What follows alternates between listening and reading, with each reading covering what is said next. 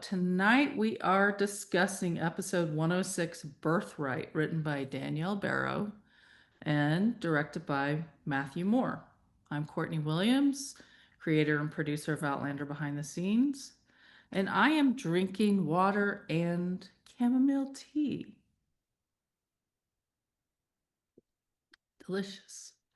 Um, okay, so my overall impression.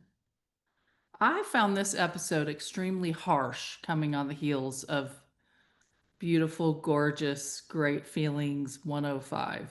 The first time I watched it, I don't know, I found it really disturbing and depressing. And I was like, oh. And then a few days went by, or 2 days, and I thought, oh, I have to watch it again to get ready for this. And I watched it again, and um, I was prepared for what was going to happen, and I was able to kind of get into the content a little bit more. So I definitely appreciated the episode more on the second watch because I think I was just a little shocked the first time. I think it's well done, and there are some issues, and we can talk about that as we go. But yeah, I'm just gonna say I didn't enjoy it, but I appreciate it, and I think it's well done. My name is Carmen Schmidt, and I write the Outlander Anatomy blog. And I enjoy our foursome, especially when we're all here, talking about anything to do with Outlander, even Blood of My Blood being a sort of a spin-off of it. Tonight I am drinking my sparkling wine from Trader Joe's, which I love very much. It's a German product and from the Rhine, and I really do like it. You took the words right out of my mouth. I felt that this was a depressing episode. The first time I watched it, I could only watch the first 10 minutes or so, and I quit. And then I waited a little bit and I went back and started watching it again and then watched it all the way through. I still felt that it was a real downer. And then I watched it again. And that time I felt a little bit better about the message that was being sent in this particular episode. So I am going to be representing Antoinette, who is on a flight tonight, but she emailed in some of her answers, and Kathy may be joining us in a little while. And that's code for it's Carmen and me. Okay, so Carmen, kick us off with favorite scene. Um, well, I really liked the scene between Julia and Brian after the birth of her boy. That was just so tender and um, warm and loving and accepting. I just liked everything about it. I thought the two of them played off of each other very, very well. And Brian's eyes are just to die for. That man's expressions through his eyes are just touch my soul. I just thought it was a fabulous scene. So that was my favorite. Okay. I actually put down the birth scenes.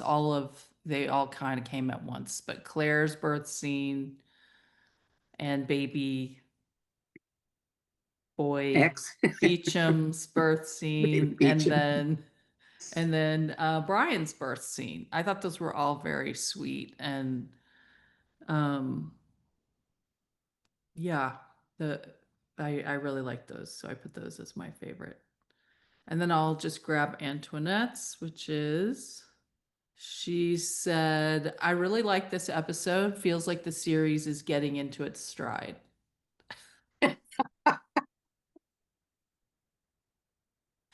The contrarian. Favorite scene was between Julia and Brian and the baby. I felt a real connection there, and I'm really beginning to warm up to Brian. Okay. Well, my next favorite scene was when Davina Porter, Mistress Porter, finally comes out of her stupor and starts to realize that, put together that this was what was done to her and to defend Julia. Uh, I called it her awakening, and I liked that part. I thought she did a very good job of that. She has a very expressive face and a very expressive voice, and I thought she did extremely well with it. I'm sorry it took her so long to get there, but she got there because Yeah. it took her a long time. She listened and watched and participated, in the meantime, uh, in a very harsh way. So I liked that she redeemed herself in my eyes by doing that. Okay, my second favorite was the Julia Bryan and the baby scene. Mm. I'll just say that I really liked the part where she gets up from the bed and he puts his hand on the baby so the baby doesn't roll off. Did you notice that? I did It not it notice was that. just such a natural like move of a caring, just somebody who's aware and caring and has been around babies. Yeah, I don't know if that was scripted or if he just kind of did that. But I noticed that and I liked it. Yeah, that would be wonderful to see. So Antoinette says, next favorite, the women gathering to confront Julia. It was very well done and is a perfect example of a person with an agenda, Miss Porter, weaponizing religion to harm others. Yeah. Yeah. The next one that was very brief, but for a moment I thought Archbug might have a soul when he said my son was dead born, and it nearly killed my Davina, not Davina, but Merdina. Yeah. Um, but such a strong woman. And I thought for a moment they made an actual connection, but he did not let it go anywhere. He stopped it in the bud, and I thought that was true to his character, and let a little bit of insight into who Archbug was and his background, which we know a little bit about from the books.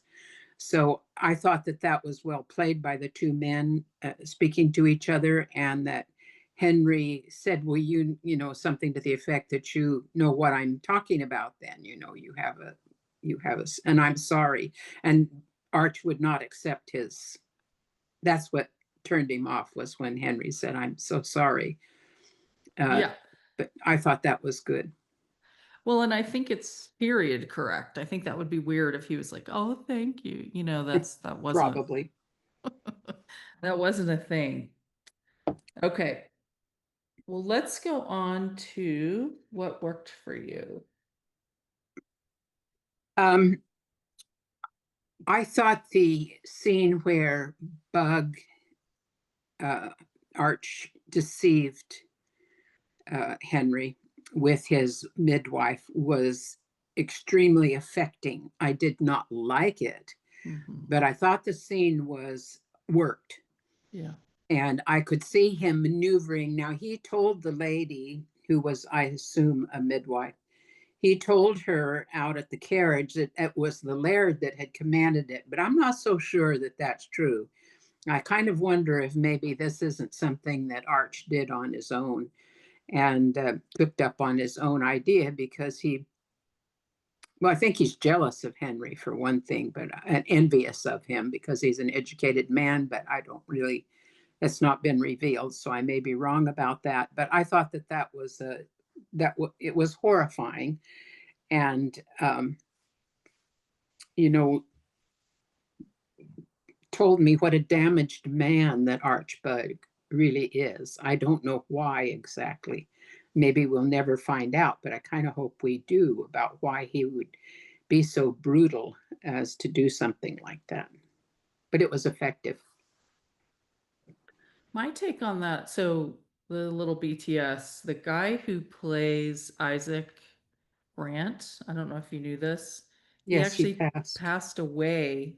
Hmm. So the last episode that he was in was episode 104. Oh, it was. Okay. So they can't show him anymore, Yeah. obviously. Um, so I think that I see Arch as more of a less of a mastermind, but actually that, I don't know if that's true, but that he is doing what Isaac wanted him to, because he said the Laird is getting tired of this search and the feels it's pulling you away from your job. So I think maybe he came up with that as just a way to refocus him. And I don't know. I could see it coming from the Laird and him just being like, this is how I'm going to accomplish it. Or I don't know who thought of it, but He says the Laird did. Said yeah. it was the Laird's idea. Oh, I just right, don't right. know. I just don't know if it was the Laird's idea or not. Yeah. Whether he's lying or whether he's telling the truth in that regard. I certainly wouldn't put it past him, Yeah. to concoct this on his own because he thinks. I think he thinks Henry is too emotional. Well, Needs yeah. to buckle up and be a man. That sort of thing. He's pretty emotional, Yeah, he is. even He is. for a man of his own time. Yes. A World War I era man. Yeah. Like my grandfather was not like that. No, and World War II men were not like that Yeah. either. So, I mean, that's interesting, huh? I don't know if he's just playing that too emotional or if he's, Directed in that way. yeah, I don't know, but he is almost over the top, and he almost never delivers a line with a straight face. He screws up his face all the time, and I'm not sure, if that's supposed to convey his internal anguish that he deals with and anxiety that he's constantly dealing with, yeah, um, but or if that's his basic personality, for Henry, that he just thinks he's a very emotional man, but everything that he thinks is shows on his face. yeah. He doesn't hide anything. He looks constantly in pain. He does. What worked for me was the voiceover at the beginning, Julia's voiceover when her, it said that men are born alone and die alone or stuff, whatever. I can't remember exactly, but I just I really like that actress, and she is I don't know, she's very commanding, and I find her, whether she's voicing like a letter she's writing or doing a voiceover, it gets my attention. Um yeah. And I'll just say that, I don't know, did you see where she's during the birthing scene, they're switching back to Henry and she's, kind of crying out in the birthing scene and then it switches to sheep going, Yes, bleeding. Yeah. would pick up the cry. Yes. I thought that was cool. So I had a couple of things under this category that I said earlier. One was how amazing Brian's eyes are and how expressive they are. And he teared up during the scene with Julia and the baby, at the end, and his that's just really quite remarkable. I think I just thought his eyes were had has their own character. We say Scotland is its own character, in the series. Well, Brian's eyes are And their own Murtagh's character. eyebrows, and so Yeah, now Murtagh's Brian's eyes. eyebrows. That's right. Well, and Jamie is very expressive with his Very. eyes, so Yes. makes sense that his da is. Yes. The other one I had was the Crowdy's lie, to Henry, but I thought that that was really well done. I thought she did a terrific job Yeah. of lying, and fooling him that his beloved was lying and their child were lying in a pauper's grave, and she doesn't have any idea where it was. But when she went out, she had the decency to feel badly about it, about deceiving him, Yeah. and to see the anguish that it produced in him. And Archbug was just like, well, here's your money, so get out of here. You did your, Well, here's your money and you'll keep quiet because yeah, he could you'll keep see that quiet. she was like, this is wrong. This Yeah, is wrong. And he's like, well, the Laird, that's what I thought he was, using that as a threat because she's yeah, probably oh yeah, somebody from Grant Lands, right? I would think so. Yeah. Yeah, yeah, I can't imagine him pulling a midwife from another clan Yeah. into it, um, and he already had a number of midwives that came, to talk to Henry and tell him that they hadn't heard of Sassenach. Right. Um, so this was one that he, approached and said, I'll pay you if you come and tell this lie. Yeah. And gave her the name and Yeah, but I everything. don't think she was very proud of her behavior in the end. No. Um, okay. I had that Hermione, as Julia, did a really convincing job portraying labor, I thought. Mm.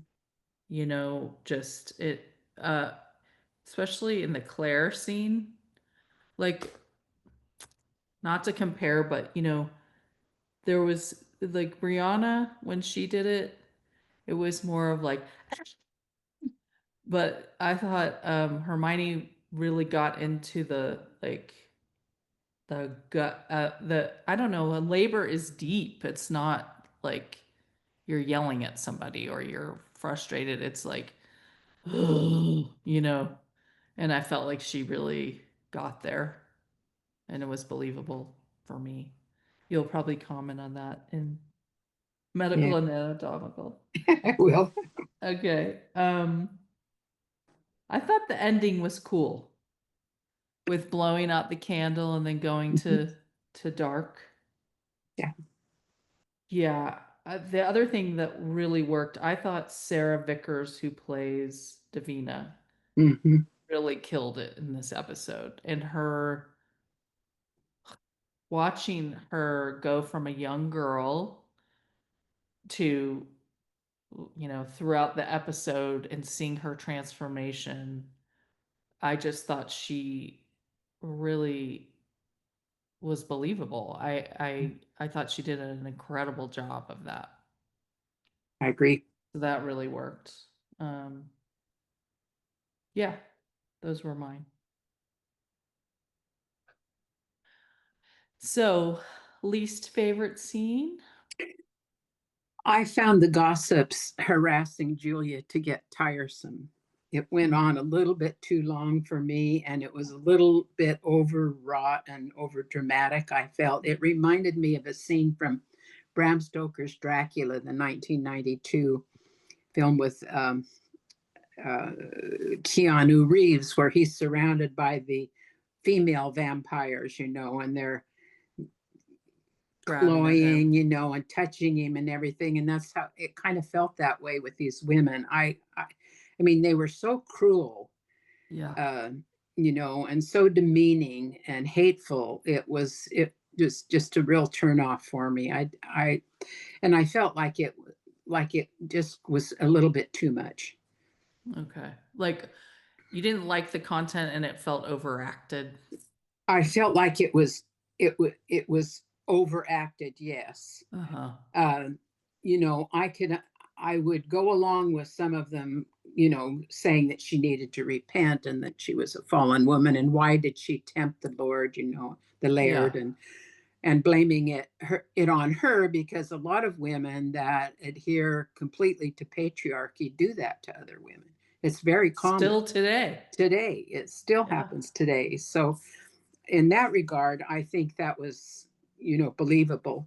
But I just think it was carried on for a little bit too long, of them hovering, and around her, and all of that. Yeah. It And going, was, when she was yeah, making her. yes, and Yeah. mocking her in that manner. It was just a little bit too much. I felt it could have been shortened, Yeah. and it still got its point across.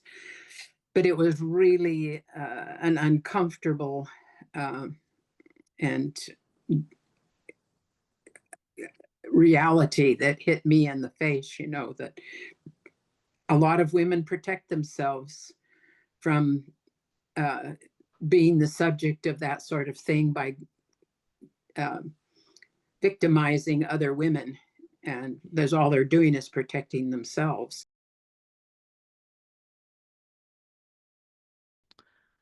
Okay, well, um, the first rape scene,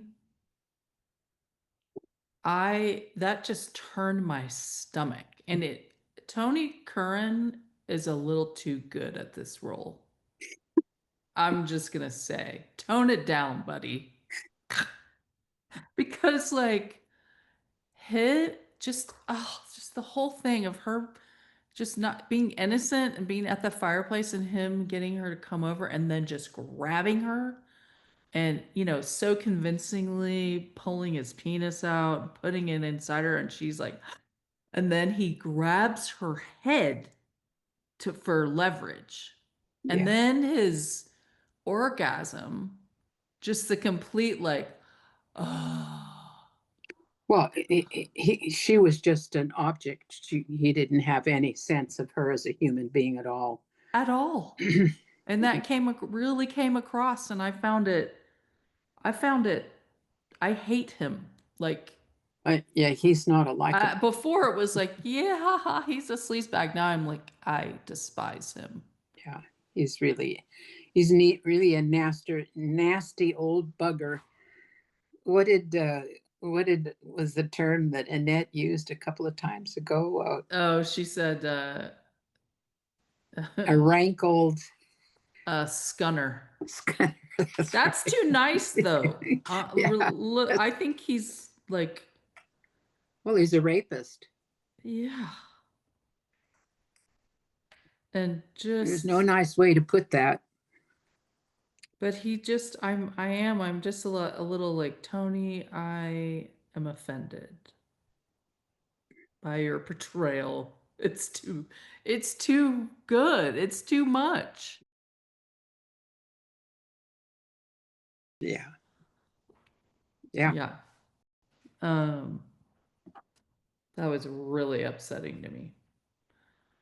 I wasn't very fond, I'm sorry to do this to you, of Julia giving birth to Claire, um, of her standing, leaning on the bed. And I, I suppose that might be something that was done. I don't really know in that time. Hmm. Um, but when Henry put on a bicycle built for two, I thought, what the heck was he thinking? He puts on the record, and starts playing that jaunty little music, and here she is. And the fact that she was able to say, perhaps not, darling, I would have been like, turn it off, get out. Get out of here. I had in my things you notice section, Henry's a shitty midwife That's right. and birthing partner. Yeah, that's But I think her position is, honestly, I don't know about you, but when I went through it, um, it was like lying on your back is really not the best way to do this. Have gravity help you. yes. So she at least was doing that, But she's gravity. bent at 90-degree angle. She's not She using was? gravity. Yeah, she was leaning over the bed and holding onto the bed frame, wasn't she? I thought her Well, I hips were thought at she 90 was, degrees. I don't think 90. I think she was just kind of like leaning on it, which I don't know. I'd have to look back and see her angle. Let me grab Antoinette's. Least favorite, the rape scene with Lovett and Mrs. Porter. It Mm. wasn't really necessary and felt gratuitous. Same issue with the sex scene with Henry and the prostitute. Why? No, just no. And she has a red emoji with the like cussing. The banner across the mouth. Yeah, exactly. Okay, so my next least favorite was the second rape scene with the pregnant Davina when he's just smushing her against the wall and saying, "I saw you looking at me. Say Yeah. you want this." Like, what a freaking. Oh, I seriously, it's a good thing that Lord Levin isn't near me. He'd hire a hitman. I would be the hitman. He would be the hitman. I agree that that scene was just horrifying, and she had no recourse. There was nothing she could do about it. That's what's so sad about that whole thing, about both her initial rape and then her being pregnant with Brian and him catching her as she was trying to do her chores, for heaven's sakes. Both times Yes, yes. to emptying his chamber pot. Like, I cheered so hard when Brian grabbed him. He could obviously kick his ass. And I hope he does at some point. I will be like, "Yes." What a You'll worm. hold his coat for him, I think, I'll hold probably. his beer. Hold my beer. Um, and then my other one I'll just mention was the women turning on Julia. I thought that was really hard to, Yeah. and you knew something was happening. It was just all a little, I don't know. All right, what didn't work for you? Well, I thought the birthing scene of Julia, not with Claire, but with the little boy, her new son. Uh-huh. Um, I thought that was not very realistic the way they did it, because she would be crying out, in pain, and then all of a sudden there would be this Long, conversation, a long long dialogue. conversation. So it wasn't like they were, contractions coming and going. Yeah. They were too far apart, and then when they were done with it, she would start crying out again. And I didn't think that was very realistic.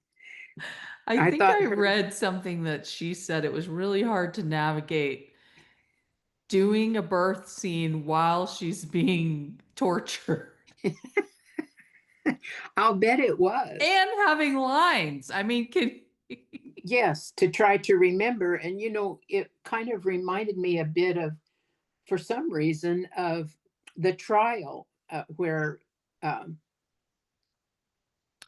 where Claire is, being grabbed at and hit, and things like that, and accused, and Larry gets in her face, yeah. and the hatred and the aggression and everything. It felt a lot like that to me, and so I don't know. I just thought that interspersing that with these long her birth pains with these long conversations it wasn't very realistic. That's all I can say.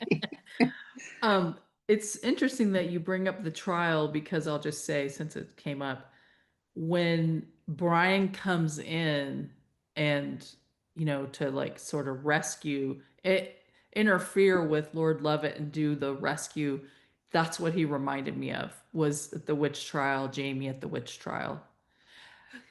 I have a hard time understanding his Scottish accent sometimes. I'm not sure exactly what he said. Who? Brian? Right. Oh.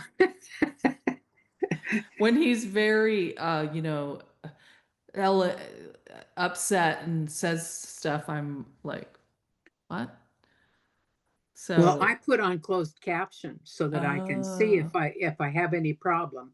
That's okay. how I can tell what is being said sometimes, because sometimes the Scottish accent is challenging for me too.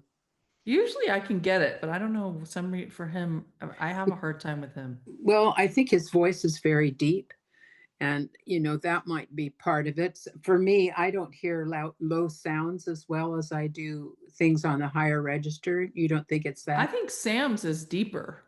Oh, Um, I do. I think his is very nasal. who, Brian? Yeah. Oh, Like I actually wrote down, does he have a deviated septum? I don't know. I hadn't noticed that. I'll have to pay Poor guy. attention We're to it. like, you We're have a dissecting him. numerary nipple or whatever that was called. And Supernumerary. Sorry.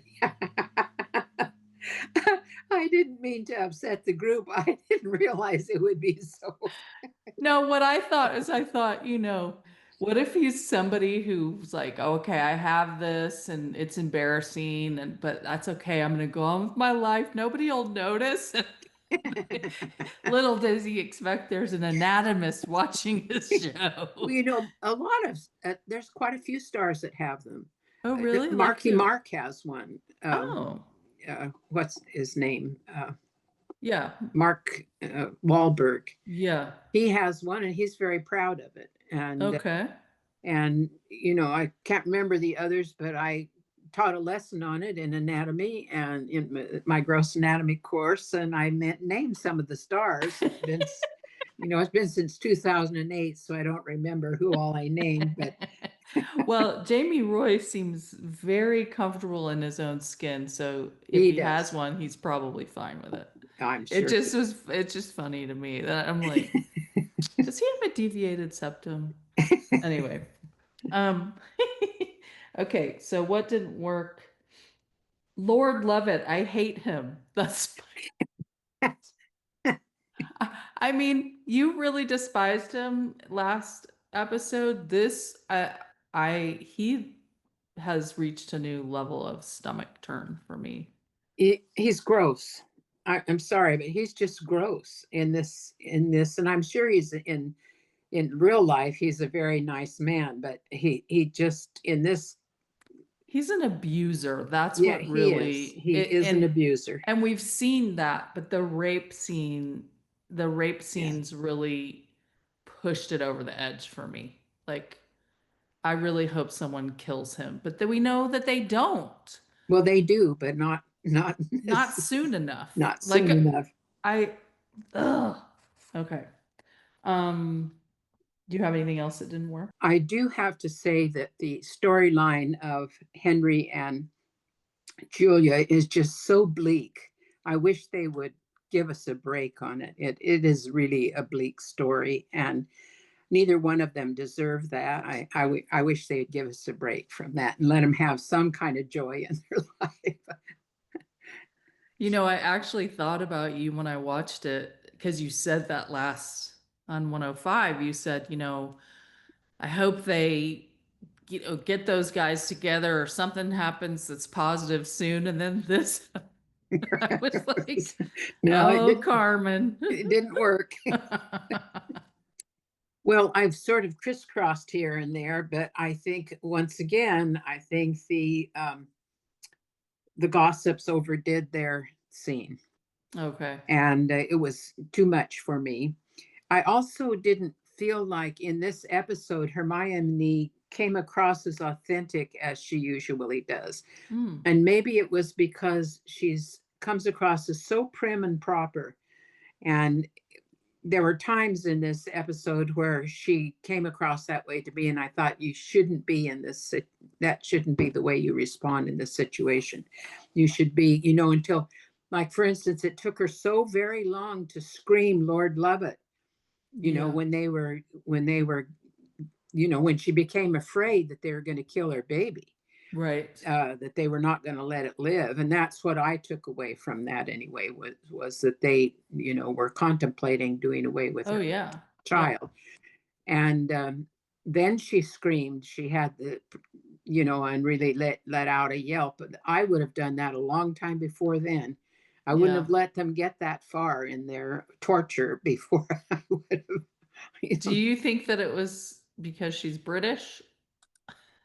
Well, that's what I chalked it up to, is Yeah. that her Englishness, uh, made her be very proper in her behavior, Yeah. caused her to be a little too proper. But she finally let go of that. When she did, that was okay with me. I was ready for her to do that.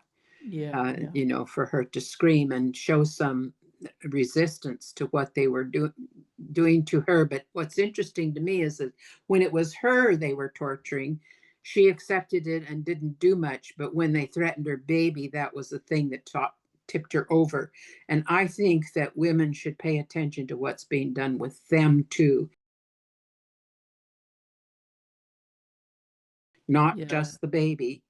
She Yeah. should have been up in arms well before then and said, you can't treat me this way. I'm going to call for the laird, and just screamed her head off. I Somebody think might have she heard. was in shock and also just trying to be in labor and figure out what is going on here. You know what I Yeah, mean? Like labor is such an internal experience. If you had all that crap going on, it would be pretty true, confusing, I true. think. Yeah. I have to agree with Antoinette. I really thought the scene between Henry and the prostitute was unnecessary. Um, has he really gone that far over the deep end? Will he ever be able to come back from that? Yeah. That's a question, because they have really put him in jeopardy by the implications of him really breaking from reality, that he's thinking that this woman is Julia. And I was wondering if the reason that they had him finally break and make love to her was to weigh the scales out between the two of them, because Julia went to bed with Lord Lovett. Now he's gone to bed with the prostitute, so they're more equal in their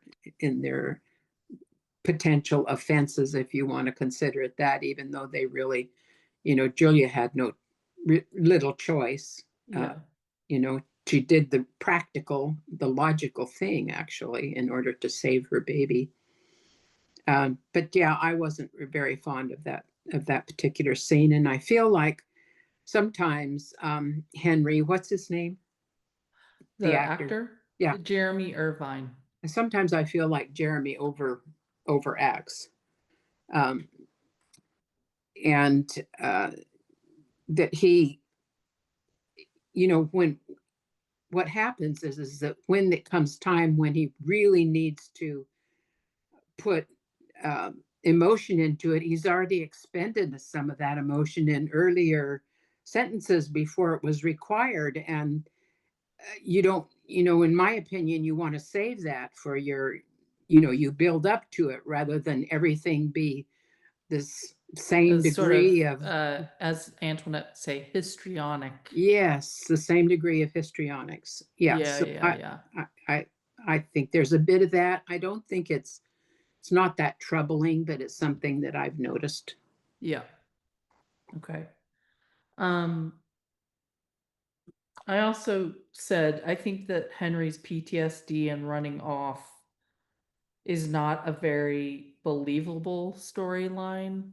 I feel like they're kind of shafting Jeremy on his storyline. Yeah. He's kind of, it's like Brian and Ellen make sense. Julia is in that place and that makes sense. And then they're kind of like, okay, so what should we have happening to you? Yeah. And Yes. I actually read something that said he was concerned about that. That he was Oh, good like, for I him. It means I he has don't, good instincts. yeah, I don't know that my storyline is gonna really, it really works or goes over. Yeah. And I think he's right. I think that he's with the grants. I don't, just this whole PTSD, it's just a little, that's his storyline, basically. I have It is. PTSD. And I just don't think it's enough. I think they're Yeah. shortchanging that actor and that character. What's the likelihood that he can run off like that? Archbug's been stuck to him like glue, and suddenly he can just like He's free. run away and be yelling at things that people, they probably in that day and age, say he's crazy and they'd grab him and put him in jail or something. Hmm. It just felt like it was a little far-fetched. Um, yeah. Yes. Let's see if Antoinette said anything. Oh, what worked was the pacing of the show was excellent, didn't lag. Also, the ensemble were great. I don't think any of the main characters gave a bad performance. What didn't work, the device of using that woman to trick Henry into believing Julia was dead. It was so obviously a lie, and she didn't sound like a Scottish woman who was a cotter. Flight is boarding, gotta run. So, even not here, you guys are contradicting We're in the opposite ends of the spectrum again. again. That's so great. I love it. I'm so glad she emailed in. Me Okay, too. let's go to things I noticed. Well, I noticed that Bug is still a thug. That didn't change. Very much so. And another thing I noticed is that the Howdy, which is Hmm. the midwife, and the Yep. gossips reminded me of a 50s singing group like Bill Haley and the Comets.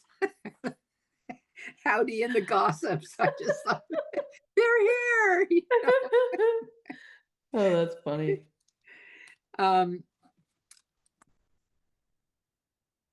Henry reminds me of a young Tim Robbins. Oh, yeah, I can see that. There's something about their facial features that remind me of each other. Hmm. I noticed that Julia didn't thank Davina after banishing the Crowdy and the gossips and delivering her son. I think she should have. She's a polite English woman, and I think that was an error in the writing. I think she would have thanked her, and she Okay. didn't. I noticed that Julia has stretch marks on her low belly. In the When she was when she was pregnant. pregnant. So when her water broke and she's changing out of that shift, Uh huh. they you can see some stretch marks Oh, good. on her low belly. So I thought that was cool. That's cool. Yeah. That's realistic, real or not. I don't know if it's makeup or if it's real. Um, I noticed that Archbug mentioned his wife. So we had talked about I wonder when he's gonna meet Merdina, but she's already in the story. And I said he's a real sourpuss. And then I noticed all the Lady Amelia storyline. I Yeah. think they're replacing the mother with Davina. So you had said he wanted Lady Amelia and he couldn't have her, so he took the mother. Her mother, who was also named Amelia. They Oh, were okay. both named Amelia. Oh. He wanted the Well, they daughter, but she was, I think, betrothed to someone else, and so he took the mother. so I think they're trying to say that he took Davina. No, they said Amelia. He said at one point to Davina, give her one of your old mistress's gowns if Mm-hmm. need be. I'm trying to figure out how she fits in with, like, are they keeping it like the book or is it history? It's a little bit of both, I Okay. think, because um, he had several children, none of which are in this, except for Brian. He's the But only one.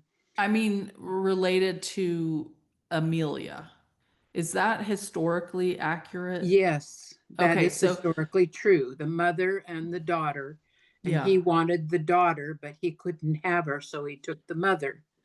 So I'm just She's the wondering. noble woman that they were referring to. So Yeah.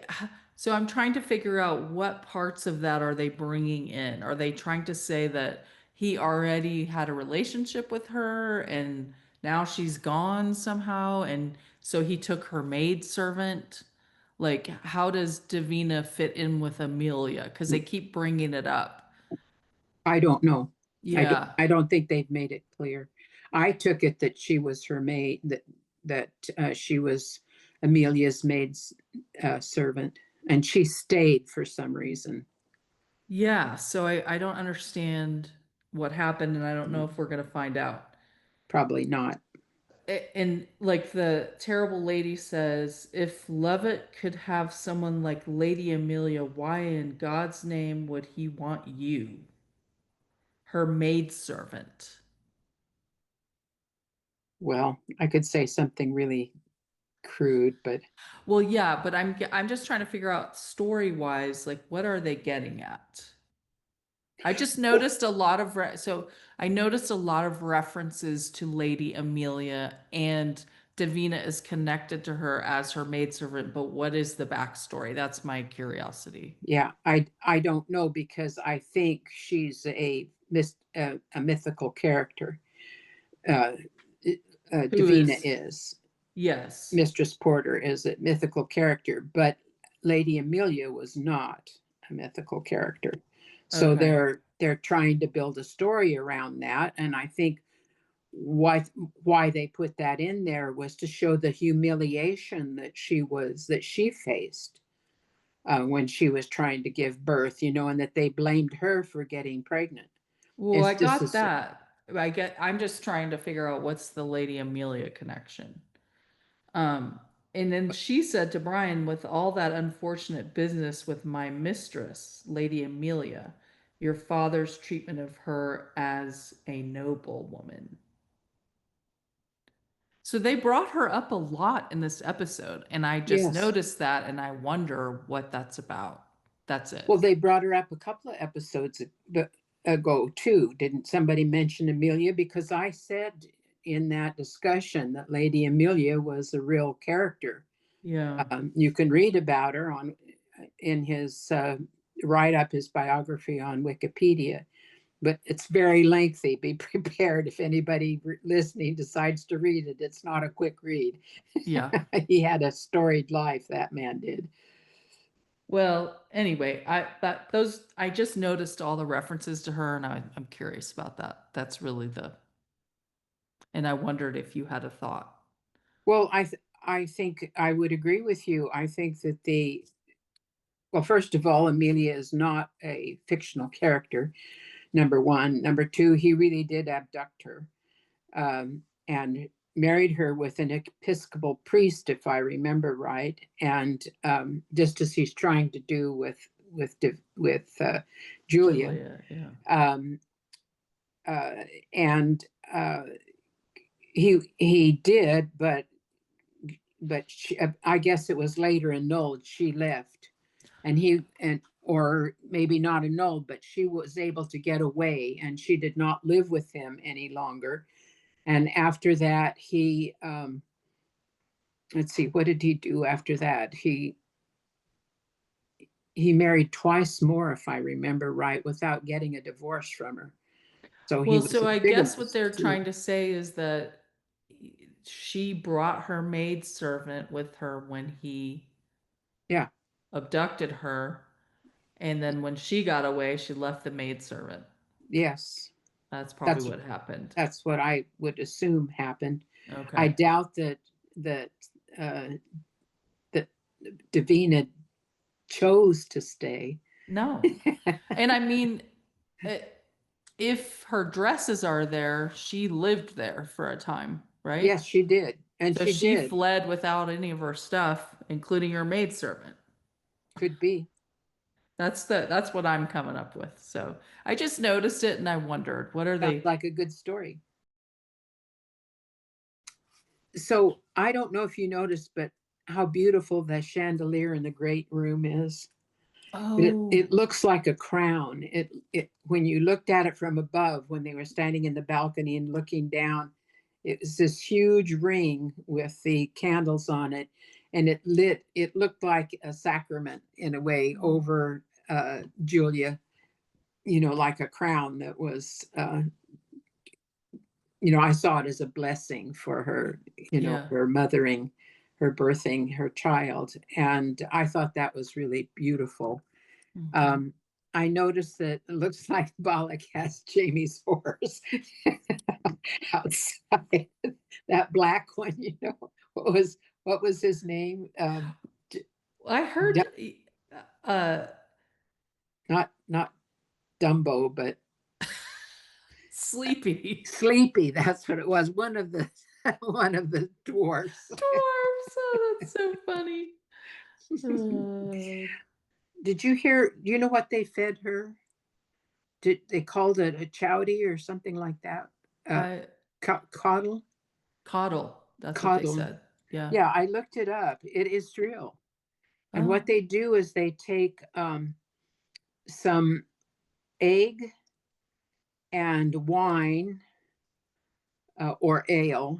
Mm-hmm. They mix it, add sugar or honey, and it's used for sustenance for the sick. Mm-hmm. She's not sick, but I they used it for. They said it's for sustenance, but it's a real uh, mixture that they made, and she seemed to think it would taste pretty good. I got the impression they only gave her one spoonful, which isn't going to give her a lot of sustenance, but Yeah. Yeah, there's a trend, or at least when I was giving birth, that you didn't want to eat during labor and delivery in case you need to go to the hospital and have surgery. Um, I yeah, had a it makes it difficult for them. yeah, I had a midwife and she's like, "You're eating." And I was like, "Yay, peanut butter and jelly sandwich." Um, okay, I noticed that Brian has the Jamie forehead vein. The vein, Yeah, which is yes, crazy. yeah, it's I a mean, it's frontal vein. really crazy. Yeah, I noticed that too. It's quite prominent on both of them. And it came out a lot in this episode. Mm-hmm. So, Because he and was he was upset. very emotional in this episode. So, it's just, it's crazy how many similarities those guys have. Really. Yeah. I said Henry's a sucky midwife. Davina was. Oh, did it seem like Davina was whacking that baby pretty hard? Yeah, she did hit it pretty It's hard. Uh, and you know, it does, you don't have to hit him that hard. yeah. Yeah, I was like, wow. Yes. Let's see. I noticed the envious breasts. Holy smokes. The what? That Catherine referred to as the envious breasts. Yes, they are beautiful. Beautiful. Those Uh, are some of the most beautiful breasts I've ever I seen. agree. I agree. Like, wow. You mean on the prostitute? Yeah. Yes, they really are beautiful. And they look natural. Yes, they do. Oh, I said Jamie Roy has another beautiful back scene. More material for back of my back. Yeah, I I got to get onto that. I said I noticed Jamie can kick Lord Lovett's ass, or Brian, and I wish he would. Noticed that Brian is trying to connect with something positive in his father because he's getting this, like, if I'm gonna be with this, I think I'm assuming if I'm gonna take a wife, then I need to, be the best man I can be. So maybe I need to, like, give my father another chance. He talked about honor thy father and mother, Yes. um I and think he he's just probing it for information. he's He's trying to probing and he's understand. just getting crap because that's all there is. Yes. Davina finally tells him off. Yay. He slaps her. Lord Levitt slaps her. Yeah. Brian says, "Didn't I hit her?" and grabs him and then says a bunch of other stuff, and I couldn't catch I don't most of remember it. what he said. Yeah. Sorry. Okay. That's okay. Okay. Well, we're to medical and anatomical. Okay. I have several things. Okay. First of all, does the amniotic sac break and the fluid leak when women are asleep? Yes, it does happen. usually they wake up. So I was surprised that she, woke up in the morning and didn't realize it had happened, because usually there's a rush and a gush and women are awakened by it when it happens, but it can occur when they're asleep. I thought her baby bump was really it was either a body double or it was a terrific prosthetic. And I don't know which. The up close one. The first it showed her from a distance, which that was obviously a prosthetic. But then it showed it up close, and I was wondering if that was a Mm, body double that they used there, because it was seamless. I could not tell where the prosthetic stopped and mm, her body began. yeah. Whereas with Sam's prosthetic, you can tell very readily Oh, where really? it stops. It's latex. Um, Hmm. I noticed that Could it be a CGI baby bump? could be. Hmm. I thought about that too as a possibility, but it Yeah. was well done. She seemed awfully small for 9 months. Yes. And she could use that, because if he accuses her of, well, why did you deliver so early? It seems like, because he said to Brian already, Yeah. she can say, well, it came early. I Mhm. was, it came earlier than I was expected. That's why I was so small. Yeah. I mean, she could use that to her advantage, I would think. Um, I don't know why they did not have a birthing stool for her, because I know they were used widely in Scotland. I've been to the Scottish Highland Museum, the Folk Museum, and there's one in one of the houses that you can see, one of the little huts, the Mhm. crofters' cottages. And so they were widely used, and they were used in Outlander even. And I don't know why they didn't have one. I would think that the women would have brought one if they didn't have one in the house. Mhm. Um, I thought what you said, Levitt's climax when he raped Davina, was very believable. And I think when he threw back the bed covers, he had an erection. Because she looked down. If you go back and see, she looks down toward the lower part of his body. And I think he was showing himself, to her. Um, I thought um, Claire's birth was less realistic. And the reason I thought so, there was no umbilical cord, there was no placental delivery in either one of them, That's true. and just the baby's wrapped up and he's all cleaned up and nice, and it's like, Well, well, wait a minute. they did have goop all over them. All the They had some, yes, yeah, the they had babies did. some, but um, yeah, I But probably yeah, spoke when I said that. there wasn't blood, there wasn't umbilical. Well, now in the birth for her son, Davina did have a pair of snippers. So you Right. saw her, you heard her snip. They didn't show it. There was no need to. We knew what they were doing. But she took the time to do that, and then she smacked the baby on its back, to Yeah. try to wake it, or maybe stop its heart. I'm not sure which. I think With the nurse, yeah. there was no umbilical cord. So Yeah. that was Yeah, really that's kind of interesting. weird.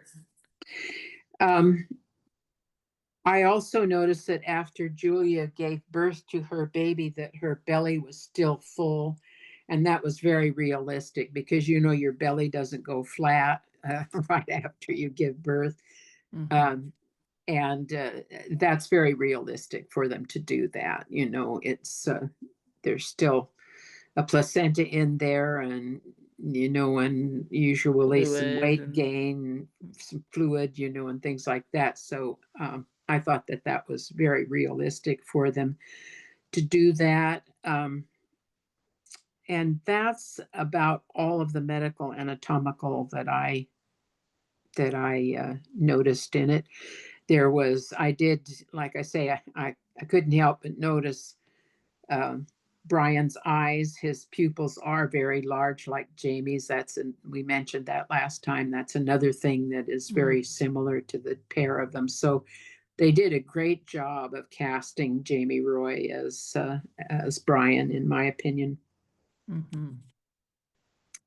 That's really all. Okay. Catherine did add one. Good. What did she say? She said, uh, Lord Lovett's lack of endowment, nothing seen but testicles when the sun shone through his nightshirt. Not really an indication, but I thought it and it made me chuckle. That's true. I noticed that too. When the light shines through his, it looks like you can see his scrotum, but you not his testicles, they're covered, but his scrotum. But his, I don't know how much time passed, and so his member may have shrunk back into a smaller thing. But yeah, I he may thought he not be well probably just endowed. had bikini underwear on. Well, you can actually see something hanging between his legs. Oh, you If you go, can? yeah, you can. The light showing through his, that's what she's talking about. Oh, I Um, didn't study that scene. well, you wanted to haste away from it, Courtney. Oh, and then when she's in the present and he wakes up and he's like, Julia, um, he's all greasy looking. I mean, he's just gross. I just don't He like him. finally combed his hair at one point, and I thought, good grief, it's taken you 6 episodes to comb your hair, man, and put it back. That's when the Reverend came. He Yeah. had his He hair, got dressed up for his wedding. He yeah, probably he got smells dressed so up, bad. but And one thing that I don't find believable is that he stayed off of Julia after the first time they had sex. well, we don't know that he did. Well, um, He did once do you she think told him she was pregnant. no, I mean, he raped what's her name, Davina, while she was really pregnant. Yes, but Why would he stay away from Julia? well, he She had did a the prophecy. nettle. She did the He nettle. he had a prophecy. Okay, so I buy that he didn't go after that, but Yeah, between the first time and that, I think he would have been all over her. probably. Okay, so lawyerly, legal. Antoinette's not here, but the the items that came up as marrying Julia before the baby's born. He's trying to get that so he has a not bastard. Um, and then when the minister says she's not able to say her vows, that doesn't seem period correct. They like had people just, take people to bed and then it's like that's your wife. So I don't that was a little Yeah. um Also, I thought that maybe it's not quite applicable, but I thought in English law that if a child is a bastard or is fathered by someone else, it's still considered to be the child of the man. But I could be well, wrong about. if you're married, and the child is Okay. someone else's, it's still yours because you're married. Um, but they're not married, but she's his property, so I don't know. Um, okay, so BTS. Yeah, so I said chowdy a minute ago, but a howdy it isn't like hi. It Yeah. is in the United States. A howdy is a Scottish midwife. And do want to say something which I think is pretty interesting because when they were accusing, when the Howdy and the gossips were accusing Julia, they said that she was a witch at one point. and Jezebel, and called her a variety of names. But between the 16th and 18th century in Scotland, between 25 and 2,600 people were executed for witchcraft. Hmm. And they had something called the Scottish Witchcraft Act of 1736, which ended um, in 1736, and that ended the large scale witch hunts that they went on. So witchcraft was a real belief amongst the people, and they did kill people for it. So, for her to be, she might not realize how dangerous it was for them to label her a witch, but it was dangerous. And so that we saw what happened with Claire and Gellis in that regard. And that was actually pretty true to history as from what I've read.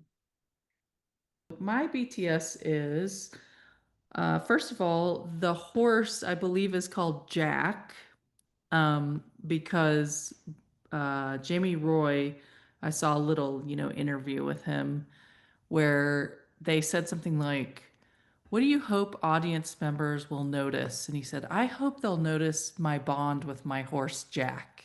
And I had just said that in that couple of episodes ago, so I grabbed that little piece and I put it on my story and mentioned him and said I noticed, and he actually liked it, so it was cute. Oh, But so good. I think that is not Sam's horse, which is probably pretty old at this point. Oh, Yeah, horses live a long time. they do, but if that horse was, say, you know, 12 when they did Outlander, and that was 13 years ago, Yeah, a 25-year-old horse is yeah, considered geriatric, so they probably wouldn't have them still working. But it's just another Frisian that looks very similar. yeah. And apparently his name is Jack, and he's a great horse, and everyone loves him. And Jamie Roy got him. So it does look like Jamie's horse. I mean, yeah. Sam's horse, Jamie. Okay. Danielle Barrow is the author of this episode, Yeah. and she's done quite a few Outlander episodes. And I'll just mention them that she did 408 Famous Last Words, which was the Rogers hanging with all the black and white. That was a pretty creative one. She did 607 Sticks and Stones, which I think is the one where, Malva dies. It's the one where Malva gets killed at the end, okay, and Claire's using ether. okay. She also wrote 701 A Life Well Lost that we did not that long ago, which is a good ep. And then our favorite episode from 7B, Written in My Own Heart's Blood. She wrote that one too. So she's a good writer. I also looked up Howdies and noted that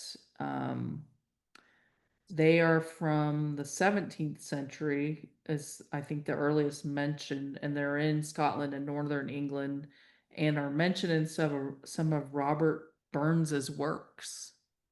Oh, interesting. Yeah. And I actually also looked up the gossips, which are historically accurate, as you said. And it did say that if a woman was unmarried, that they would heckle her. And instead of, normally they would come and be loving and caring and stuff, but they could turn on the person if they're, pregnant out of wedlock and all that stuff, which sucks, but Which they would always blame the woman for because they which is, can't get at the man. well, I mean, it's like, it's crazy I agree. to say, like, you got yourself pregnant and you're Yeah, it's unmarried, your how fault that you're pregnant. shameful. And How she's dare you like get this pregnant with a out of wedlock? after you're raped Yes. and have no recourse, and then you're being gaslit and just Yeah, psychologically tortured. It's just messed up. Anyway. it really is. Sometimes I bring in like viewer comments and I wanted to, let me see if I can find it. Yeah. Uh, so this is Karen. And she said, I'm really enjoying listening to your conversations. I regret not being part of it during all the 14 years of Outlander. We do too. Yeah. I have to say this, no one can supplant Sam nor Katrina. Their chemistry is unmatchable.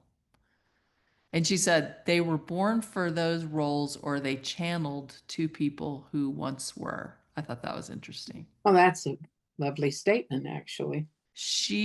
I just wanted to mention some of her comments because they're thoughtful. And she thinks that the reason that Malcolm Grant could accept Henry so easily is that she thinks he was educated by Sassenachs, and that it was between risings. Okay, so Catherine had mentioned in that episode that, just having the guy being beat up in the other, or no, this is about the beheading, when the old Yeah. bladier Mhm. has his head on the pole. She said, in this time frame of history, people were hung, split open, and disemboweled while alive. The masses, men, women, and children, stood around to watch, cheer it on, bet, eat, and drink while this took place. So it was no big deal what was going on in the next room. It was same old, same old. She said graphite was discovered in England in the 1600s. String or lamb's wool was wrapped around the graphite to be able to use it without getting dirty. Then someone came up with the idea of placing graphite between wood, cedar preferably. In a recent renovation of a 1600s timber framed house, a graphite stubby looking pencil wrapped in wood was found in the wall. Oh, interesting. Yeah. Well, And we did say that graphite wasn't lead. Lead has never been used in pencils, even though we say that they're lead pencils. oh, well, It's you did always say it graphite. was invented in the 1600s, but I thought it was interesting that, because carpenters use pencils to, uh, Yeah, mark that crossed my things. mind when you just said that, that I wondered if it was because they were doing something as they were building the house and it. Yeah. And that was from the 1600s. So interesting. She talked about PTSD during the Second World War. It is argued the neurosis of battle not only deepened an understanding of psychopathological mechanisms, but also created opportunities for the practice of psychotherapy.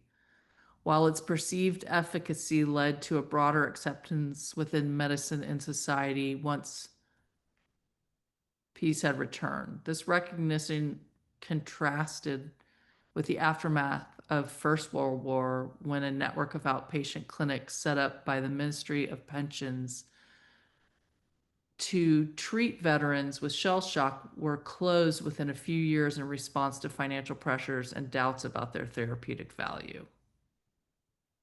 Interesting, huh?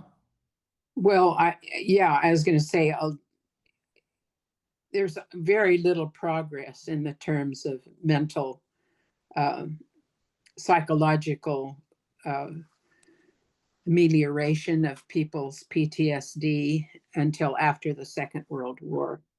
Yeah, that's It, what it she's really saying. was not, they would let them convalesce, but I mean, they didn't have any therapy for them.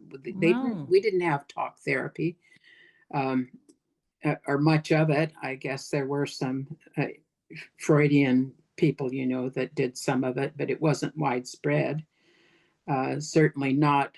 Uh, I think it was more common amongst the upper class people that they might have engaged with people who had some uh, training in that area, but it was pretty rudimentary. It really wasn't. We didn't have much understanding of family relationships or their impact on a person's development or trauma, what trauma does, Yeah. to people. So that's all come about in relatively recently. She said that This conversation led me down such a rabbit hole of discovery concerning graphite pencils to lack of treatment for PTSD post World War One. Thank you. I'm Uh, glad that she delved into it so thoroughly. yeah. That's something that Outlander has caused a lot of us to do about things that we never knew before. Certainly true for me. Let's go on to favorite lines. My very favorite one of the entire episode was Brian's statement, he may not be my brother, but he will always have a friend in me to uh, to Julia's son. And I thought that was not only a lovely sentiment, he delivered it perfectly, believable. I mean, I felt like he was speaking from his heart, completely, open and loving. It was. I almost felt like he wished he had been his brother. I could be It did wrong, but seem that way. It did seem that way. yeah, it seemed like he would have liked to have had a brother. The Yeah, so I thought that that was my favorite line of the whole thing, and it caused me to wonder: does he come back to? Does he go to Lollybrock eventually? It'll be interesting to see if they have him turn up there later in his life. I don't know. Oh, the little boy. Yeah, the little I boy. was like, Brian, I think for sure he's No, gonna go no, to no, no. Lollybrook. He's going to go to Lollybrock, um, but no, I mean the The little boy. baby, Yeah, the baby. who we don't know who he is at this point. No, I thought Lord Lovett's statement, "I need a warrior, not a monk," in criticism to Brian, because he went on his pilgrimage, and he said a lot more than that. But I thought that was a really pithy statement. And I thought that it was a good characterization of who Lord Lovett is and how short sighted he is in regard to most everything. He considers himself, he said, "You come from a long line of great men, blah, blah, blah." And obviously, he considers himself to be one of them. But I'm sorry, you are a sorry specimen as a man, in my opinion. So, that's why I thought it was a great line, because it was so ironic. The man, you can be a warrior without slitting somebody's throat. There are different things that you can fight for, and Brian fights for good things. He chooses his battles carefully, and he he's. I think we're going to see more of that as time goes by. Um, I like Julia's statement. "I don't want to live in a world where God would harm an innocent child," and I think that was the statement that really got Mistress Porter to shake her, out of the, her sort of group think mob uh, mentality, and realize that she was doing wrong and she needed to right the ship. Archbug, "It's over, man. Your search is over." He delivered it really, really well, and I think that was one of the major things he was trying to do. He was trying to get Henry to stop. He didn't want him doing this anymore, wasting their time. He had to follow him around for one thing, apparently. Yeah, that's Even though true. he didn't chase Henry down the road, um, he's been He tailing must have him. been in the bathroom. He's been tailing him the whole time, Yeah. and so I think he's tired of it and wants to stop. Um, Yes. but I thought that was a good line. And he Um, also sees him as almost like an alien yeah, because he's yeah. not like any man he knows. No, yes, So it's like, what is all this? Just, yeah. I yeah. think he's kind of turned off by Henry, Yes. so to speak, because Henry's Emotional. very emotional, and so's Archbug. But even with when he lost his wife, whom he clearly adored, Mm-hmm. he never shed a tear. He just remained the stoic creep that he is, and so I don't think he cottons to men who behave like Henry. No, and I mean, usually men who are suppressing everything really don't like men who don't do that because it brings it up for them and they have to work harder to keep it down. Which is Yes. what I think we saw in that scene when he said none of that, when he started to be vulnerable and then Henry validated him and acknowledged him. And Yeah. he was like, uh-oh, what's this that's coming up? Yeah. Squash, you know? Yeah. Yeah. Um, Another one that I thought was great was Davina saying, "When have you ever cared what's right in the eyes of man or God?" I thought that was a really great uh, line. And also what she said before that when she called him, what did she call him? Do you remember? She said, "You." Ugh, I don't, but it was good. I wrote it down, but I forgot to translate it onto my printed sheet. So I don't remember exactly what she said, but it was scathing Yeah. for her to dare to speak to him in that manner. He could have killed her, had her killed. And Not with nobody would have, Brian there. not with Brian there, no. Da da Um, da. Our hero. I love Henry with all my heart. This is all I have left of him. That was Mhm. very touching by Julia. Those were my Yes. favorite. And then Archbugs, my son was dead born, was really touching. And the way he said it for that moment, he came across as a real live person. And As someone with a heart. yeah, someone with a heart and someone Yeah. who cared. He clearly loves Merdina. Um, Yes. and I'm sure he would have loved his son too if it had. Did he say something like he wasn't very Bonnie? Yes, he said he had eyelashes. He said his eyelashes were too bonny for. Uh, Oh, uh, that's what he said? yeah, he was dead, but he looked at his eyelashes. That kind of reminded me of Claire when she held Faith and said, Mhm. her little fingernails were perfect and her Yeah. eyelashes were perfect, and as she was describing her to Jamie. I thought he said something like not too Bonnie, like that it wasn't a Bonnie baby. Oh, maybe I missed that. If I'm not sure. Someone will let us know. they will. Um, I'm sure. I, I don't know if I captured it exactly, but Julia said something like, I love Henry deeply, but my children light a fire in me. I think that's accurate. So let's go on to standouts.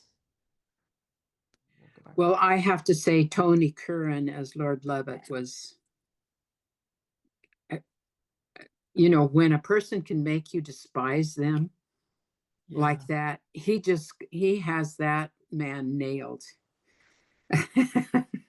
I don't know if you've seen him before, because I know when um, Sam said something to the effect that when he read for the part of Jamie, he said, "I know this character." Do you remember? Yeah. Yeah, he said, "I know this character." It caused me to wonder if Tony Curran has known somebody like Lord Lovett, because he really has him nailed. The awful bugger that he is. It is hard for me to separate those two. Yeah, it really is. Me I'm too. starting to Agree. dislike Tony, which Well, is entirely unfair, but it's almost like Tobias and yeah. Blackjack. Yes. He played him to the point where I remember meeting him in a line once in New York City at the Comic-Con. And I remember I was just transfixed. He asked if he could borrow my pen, and I just handed it to him, and I was You just said, like, my mouth was open. I mean, no, it was you just, bugger. You know, for some reason, this is affecting me more.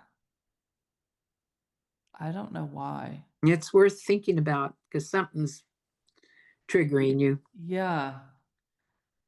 Yes. In some Yeah. ways, Blackjack was an outlier because he was so psychotic, Yeah. that uh, you just kind of put all of his behavior in that category. But Lord Lovett, his behavior is more concurrent with the way a lot of men act today, even.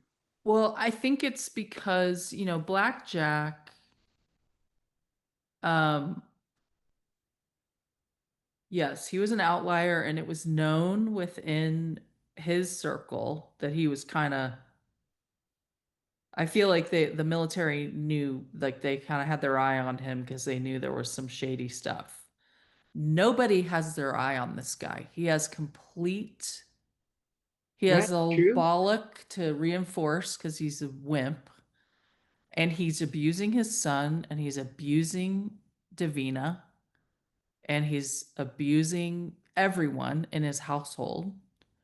And his community is holding him up and saying, "Oh, why would Lord Lovett want you? Because, he's so great."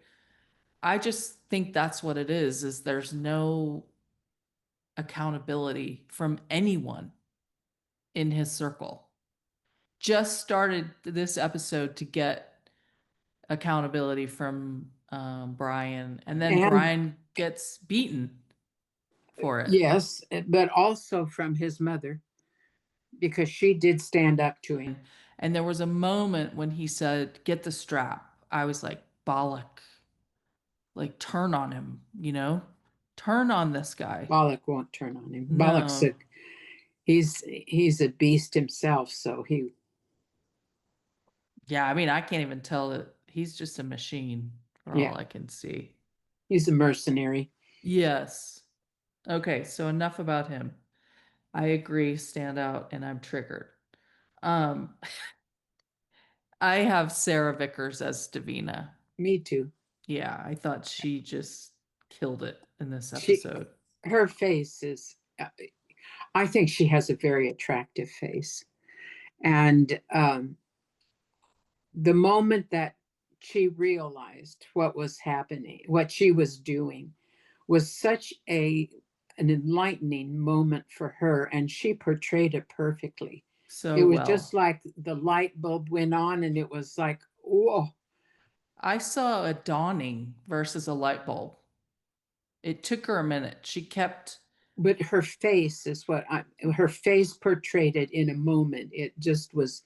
I mean, I think that she was thinking. You could see she was thinking about and she rehearsing was these. going back and she was remembering and then she was becoming present and then going back and then thinking about it and listening to Julia and it was all coming together and you could see all of that on her face. Yeah. I agree. I I thought she did a great job. Who's your next one?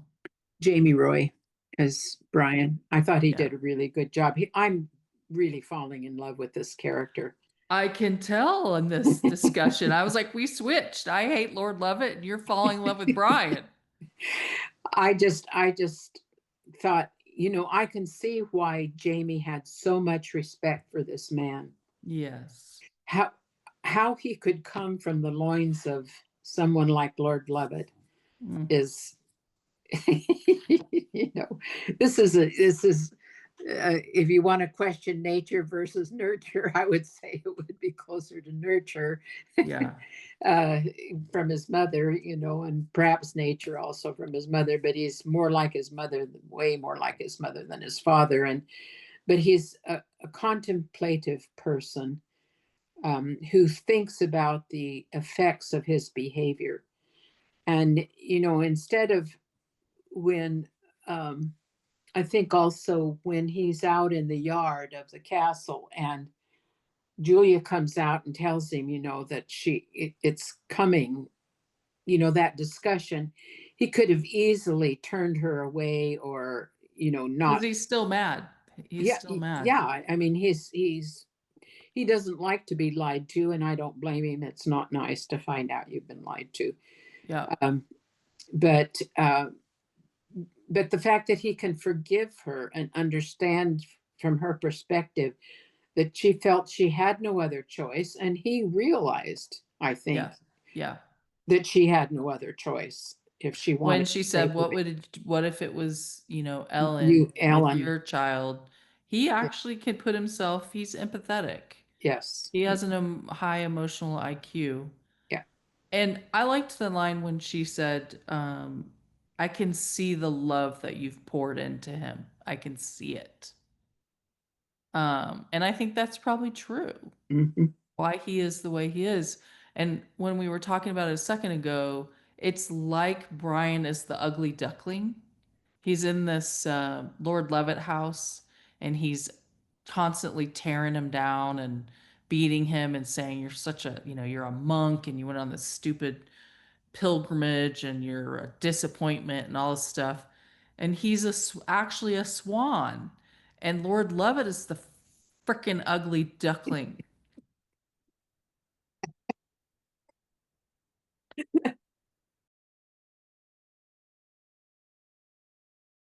He is nasty, I gotta say.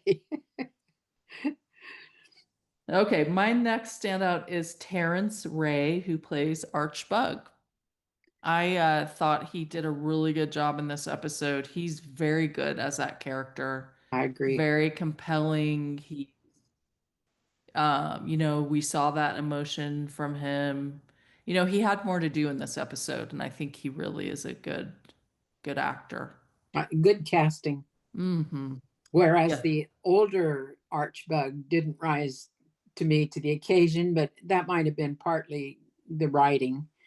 I don't know because I'm not familiar with him as an actor, but he is just nailing it. To be fair, the older Archbug, this story is moving very slowly, and there's a lot of time for character development. Mhm. By the time Archbug comes in and the other and Outlander, there's so many characters. They barely spent any time on his character development. That's So true. I think that probably played in somewhat to, yeah, he wasn't fleshed out. He wasn't, True.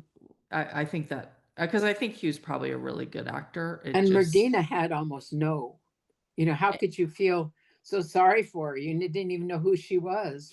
and they didn't fit my idea of the bugs anyway. Like No. she really didn't. And he was just kind of, I'll find a picture of the guy that I thought they should have played Archbug. Okay. Um, I'd like to ca- see that. I mean, I had all the babies and Brian's horse Jack, The but babies were cute. casting, um, casting also for sure. Yeah. Um, okay, let's go to big theme. Well, I had a hard time coming up with a big theme in this. Mother love is, obvious. I mean, uh, but one of the things that struck me throughout this is that when people are poor or they have no power, they acquiesce or they rebel. Mhm. And um, most of the people in this episode acquiesced. We saw a couple of rebellions, and I'm pretty sure that Lord Lovett is going to make Davina pay for this too in the future. But I don't, I hope not. But she dared to touch him and berate him. Um, so I She just didn't think touch. I don't think she touched him, did she? She, she just berated him, and that's when and he then he slapped hit her. her. Yeah. Yeah. Um, Yeah, and well, I unhand me. Like he does stuff, touches people, does stuff all the time. And he freaked when that happened to him. And he yeah. probably felt Brian's power too. O'Brien could But then he beat has to him to have, pulp. I know, but then he has to have Bollock there. Yeah, Maybe Brian can push Bollock off a cliff. That that would would, there you probably go, be a good. off the parapet. And then he can just threaten Lord Lovett and say, listen, you little pencil neck. I'm going to break it if you don't behave. I was struck by the number of people who are poor and that they have what little power they have when they have no resources Yeah. and they're barely eking out an existence. They also, when they're so poor, they don't feel the internal power that they need to spend on these kinds of fights. They're just trying to survive. I think of the woman, who didn't like what Bug asked her to do. She didn't, in the end, she didn't like it, but she needed that money.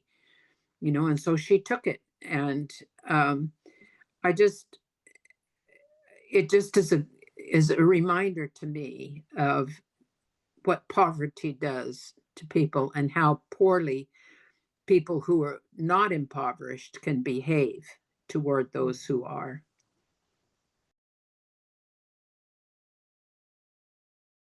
Well, and lack of understanding that, what is it? What's the hierarchy, Maslow or something?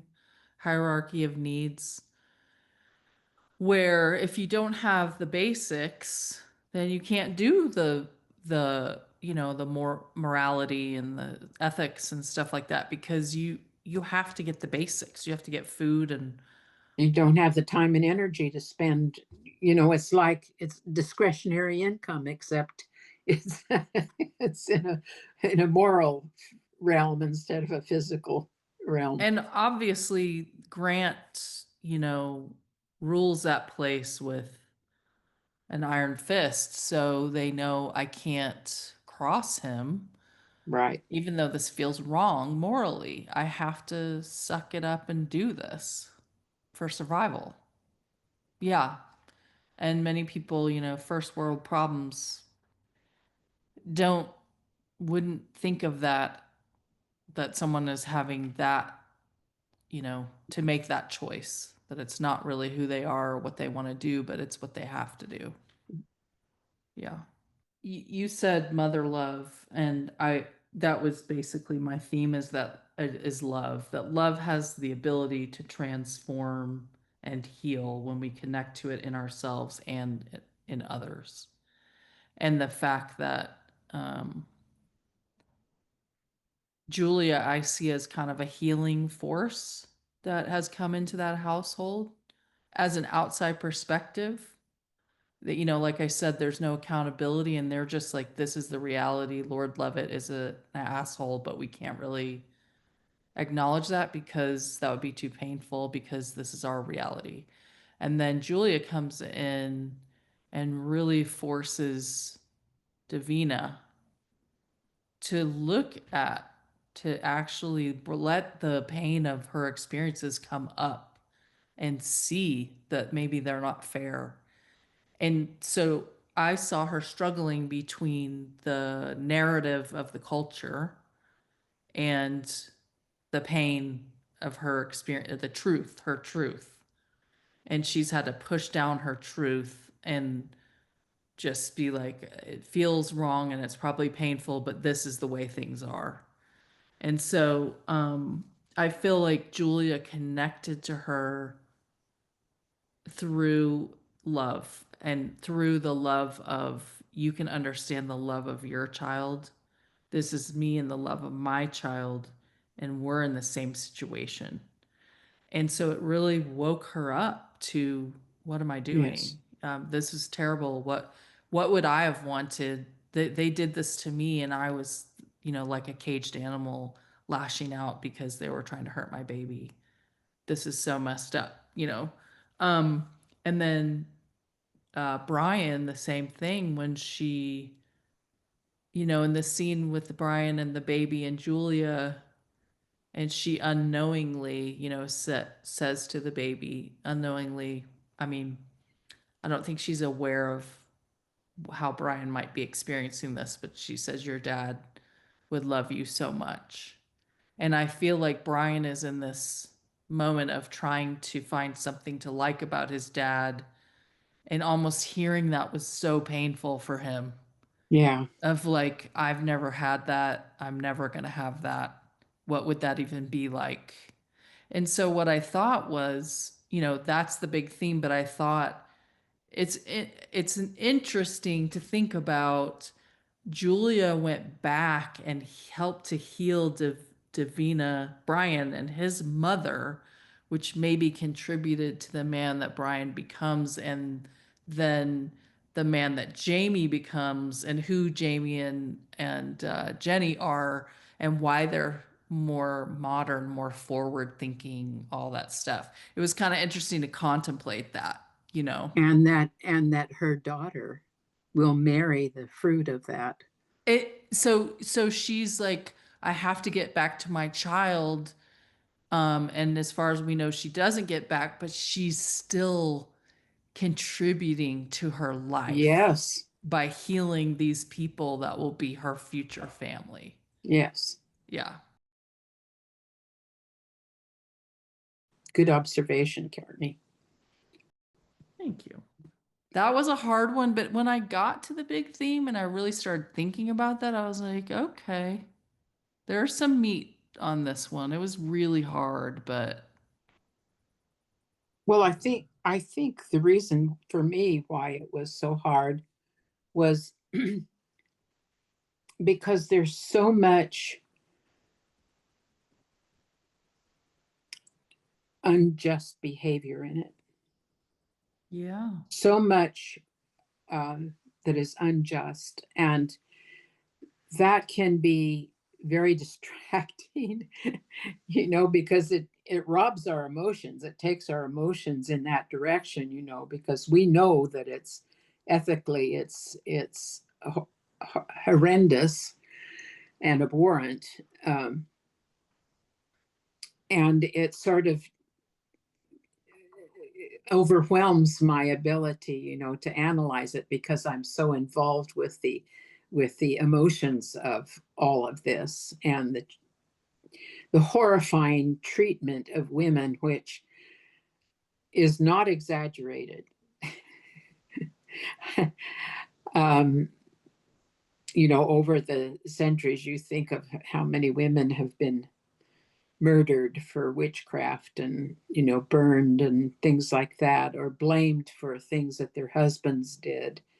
I'm not saying that women are perfect, because I know that we are not, but I also know that we are not as bad as often we are portrayed to be.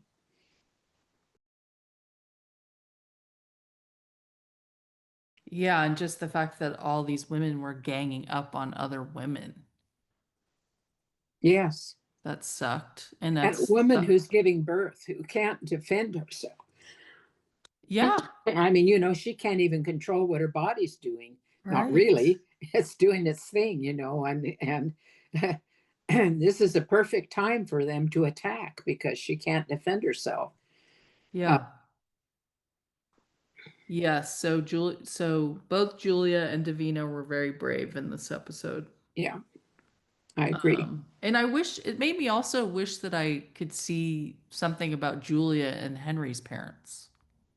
Because we're getting to see a generation back for both Ellen and Brian. Yes, And that's the other complicated thing about Julia and Henry. We're seeing a lot more Julia. Henry's just flapping out there. We don't know anything about him really. not really. Well, we know he has a Solicitor. brother who's a archaeologist, but other Oh, than right. that, Uncle Lamb. Yeah. Uncle Lambert, pardon me, his name is Lambert. Um, but we don't know anything about Julia's parents or family. I don't Right. think that uh, that anything has been written by Diana about them, other than you know they had a daughter and they died in a car accident. I know. So it's just very, that part of the story is a little bit lopsided for me. Yeah, I mean, we know more about Roger's parents.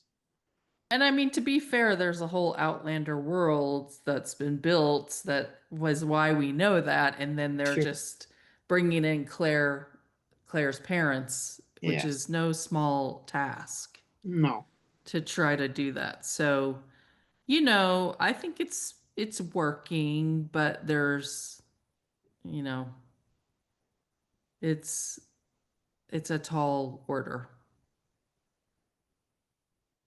it is.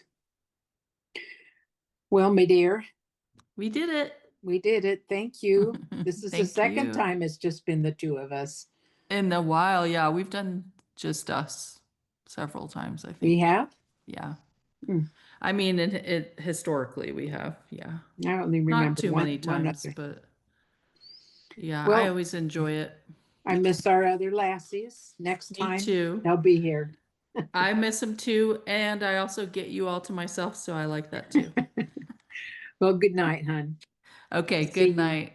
All Bye-bye. right. Love you. Thank you. Bye. Bye-bye.